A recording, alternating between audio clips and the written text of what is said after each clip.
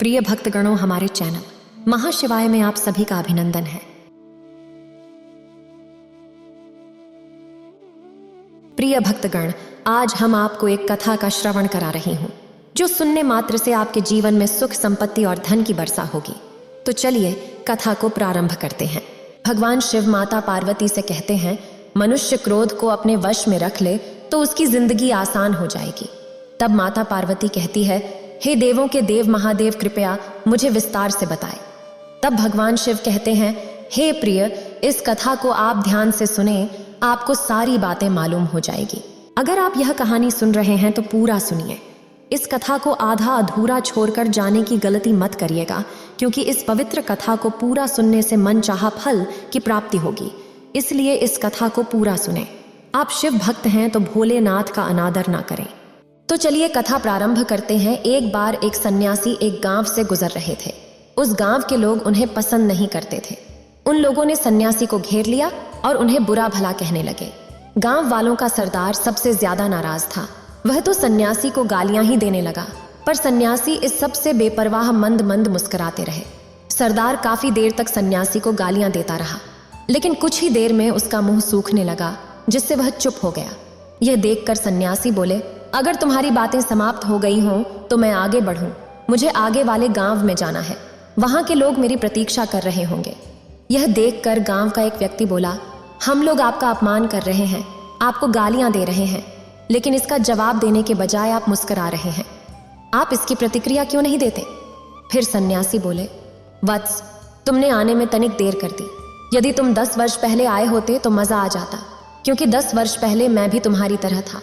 अगर उस समय तुम मुझे बुरा भला कहते, गालियां देते, तो मैं भी क्रोधित हो जाता। मैं तुम्हें इससे भी अधिक गालियां देता। हो सकता है हाथापाई पर भी उतर आता, पर अब मैं आगे बढ़ गया हूं। अपना क्रोध, घृणा सब पीछे छोड़ आया हूं। परंतु मैंने उन बातों का उत्तर नहीं दिया, क्योंकि मैं तब बुराई के प्रति सकारात्मकता और सहनशीलता सीख चुका हूं। मैं तब समझ चुका था कि गुस्सा और नाराजगी की कोई महत्व नहीं होती।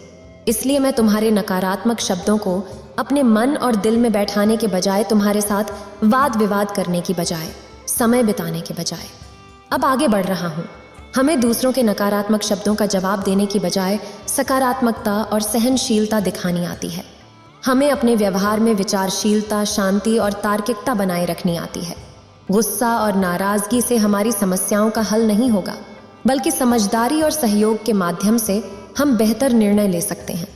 हमें अपने मन को शांत और स्थिर रखने की कला सीखनी चाहिए, ताकि हम प्रतिक्रियात्मक के मोहताज न रहें और सच्ची खुशियों को प्राप्त कर सकें। अब मैं उस जगह पर पहुंच गया हूं जहां तुम्हारी गालियां पहुंचने में असमर्थ हैं। तुमने मुझे गालियां दी, यह तुम्हारी सोच है, लेकिन तुम्हारी यह सोच मुझ तक पहुंच ही नहीं रही। मैं इससे क्रोधित तभी हूँगा जब मैं इसमें भागीदार हो जाऊंगा, जब मैं इन्हें स्वीकार कर लूंगा। लेकिन मैं तो तुम्हारी इस क्रिया से निरपेक्ष हूँ, इससे बहुत दूर हूँ, इसलिए मैं अब शांत हूँ। यह सुनकर सरदार बोला, अरे ऐसे कैसे? मैंने तो तुम्हें गालियां दी हैं और वो पूरे गांव वालों के सामने दी हैं। फिर उसे लेने या ना लेने का क्या मतलब है? फिर सन्यासी बोले, वत्स, कल मैं एक गांव में गया था। वहां के लोगों ने मेरा प्रवचन सुना। वे बहुत प्रसन्न हुए। गांव का मुखिया मेरे लिए मिठाई लेकर आया और उसे खाने का आग्रह करने लगा। मैंने कहा कि मेरा पेट भरा हुआ है, इसलिए मैं इसे ग्रहण नहीं कर सकता। यह सुनकर वह व्यक्ति मिठाई वापस लेकर चला गया, क्योंकि जब तक मैं कोई चीज लूंगा ही नहीं तो कोई मुझे कैसे दे पाएगा? इसमें तो मेरी सहमति आवश्यक है ना। यह सुनकर एक व्यक्ति ने सन्यासी का समर्थन किया। हमें गलत तरीके से चीजें मांगने और अपनाने की आदत से बचना चाहिए। उन्होंने समझा कि जो चीजें दोगे उन्हें स्वीकार करने के लिए उनकी सहमति आवश्यक होती है। हमें अनहोनी याचनाओं और मांगों के लिए नहीं, बल्कि सावधानी पूर्वक और सचेत रूप से अपनी आवश्यकताओं को व्यक्त करना चाहिए। हमें अपने प्रत्यक्ष और परोक्ष संबंधों में समझदारी से चलना चाहिए और निर्णय लेने से पहले अपने जीवन में संतुलन को ध्यान में रखना चाहिए। हमें यह समझना चाहिए कि सहमति और समर्थन की आवश्यकता हमारे संबंधों को स्थिर और स्थायी बनाती है। जब हम अपनी आवश्यकताओं को आदान प्रदान करने के लिए सही समय पर बातचीत करते हैं और अपने आप को संयमित रखते हैं, तो हमारे संबंध गहरे और विश्वसनीय होते हैं। हमें आपसी समझदारी की आवश्यकता होती है, जिससे हम दूसरों की समस्याओं को समझ सकें और उन्हें सहायता कर सकें। हमें यह शिक्षा देती है कि हमें खुद को नियंत्रित करना चाहिए और संतुष्टि का मार्ग चुनना चाहिए।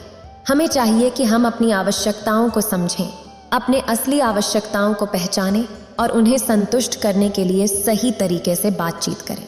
इस प्रकार हम संयमित और समर्थनीय व्यक्ति बन सकते हैं जो अपने जीवन को संतुष्ट और प्रगतिशील बनाने के लिए सक्रिय रूप से कार्य करता है। फिर सन्यासी ने पूछा, हमारी प्रतिक्रियाएं हमारे जीवन पर व्यापक प्रभाव डालती हैं। सन्यासी ने बताया कि जब उन्होंने मिठाई लेने से इनकार किया तो लोग उसे अपने घर ले गए और उसे अपने परिवार के साथ बांट दिया होगा। इसी तरह जब हम असंतोष और क्रोध के बजाय सहमति और धैर्य का प्रदर्शन करते हैं तो हम अपने संबंधों को मजबूत और स्थायी बनाते हैं। सन्यासी ने स्पष्ट किया कि उन्होंने गालियां ग्रहण नहीं की हैं, इसलिए उन्हें क्रोध भी नहीं आया है। हमें अपने प्रतिक्रियाओं को समझने और नियंत्रित करने की आवश्यकता होती है। जब हम अपने मन को स्थिर रखते हैं और अपने भावनात्मक प्रतिक्रियाओं पर नियंत्रण रखते हैं, तब हम अपनी स्थिति पर विजय प्राप्त करते हैं। हमें व्यक्तिगत संयम और आत्मनियंत्रण की महत्वपूर्णता को समझना चाहिए। अपनी प्रतिक्रियाओं को विचारपूर्वक चुनना और स्वयं को उन प्रतिक्रियाओं से दूर रखना हमें संतुष्टि और सफलता की ओर ले जाएगा। सन्यासी के उदाहरण को अपनाकर हम समझ सकते हैं कि विवादास्पद स्थितियों में भी हमें शांति और समझदारी के साथ प्रतिक्रिया करनी चाहिए और क्रोध के प्रकट से बचना चाहिए। यही हमें स्थिति, गति और संबंधों में मजबूती प्रदान करेगा। सन्यासी की बातों पर सरदार ने कोई प्रतिक्रिया नहीं दी। शायद वह कुछ सोच रहा था। सन्यासी बोले, मैं अपनी आंखों से देख रहा हूं कि गाली एक कांटा है जिसे देने वाला व्यक्ति और लेने वाला व्यक्ति दोनों क्रोध से पागल हो जाते हैं। तो फिर तुम ही बताओ कि मैं आंखें रहते हुए भी कैसे कांटों पर चलूं? आंखें रहते हुए मैं कैसे गालियां ले लूं और होश में रहते हुए मैं कैसे क्रोधित हो जाऊं? इसलिए मुझे क्षमा करो वत्स, मैं तुम्हारा उपहार ग्रहण करने में असमर्थ हूं। कहते हुए सन्यासी ने अपने हाथ जोड़ लिए। सन्यासी की बातें सुनकर सरदार लज्जित हो गया। उसकी आंखों से आंसू निकल रहे थे। उसने कुछ कहना चाहा पर उसके होठों ने जवाब नहीं दे पाया और जब उससे रहा नहीं गया तो वह सन्यासी के चरणों में गिर पड़ा। हम में से ज्यादातर लोग यही समझते हैं कि हमारे दुखों का कारण कोई दूसरा व्यक्ति है और जब हम ऐसा मानते हैं तो हम अपने स्वनियंत्रण की कमी और अक्षमता को अनदेखा कर रहे होते हैं। वास्तव में ये हम पर निर्भर करता है कि हम दूसरों के द्वारा प्रदान की गई नकारात्मकता को स्वीकार करते हैं या नहीं। अगर हम नकारात्मकता को स्वीकार करते हैं तो हम अपने पैरों पर कुल्हाड़ी मारते हैं और जब हम उसे अस्वीकार कर देते हैं तो घृणा, क्रोध, हिंसा हर चीज से मुक्त हो जाते हैं। सन्यासी की यह कहानी हमें कई महत्वपूर्ण सीख मिलती है। यह हमें सिखाती है कि किसी दूसरे व्यक्ति के नकारात्मक शब्दों का हमारे ऊपर असर होने की जरूरत नहीं है। हमारे साथ जो भी होता है वह हमारी संज्ञाना और समझने के अनुसार होता है। हमें अपने विचारों और भावनाओं के प्रति सचेत रहने की आवश्यकता है ताकि हम दूसरों के नकारात्मक शब्दों को अपने मन और दिल में न बैठाएं। इस कहानी से हम सीखते हैं कि सब कुछ जिंदगी में सही समय पर होता है। सन्यासी कहते हैं कि अपने क्रोध को वश में रखकर वह शांत रहते हुए दिखाना चाहिए, जो उसने अपने अनुभवों से सीखा था।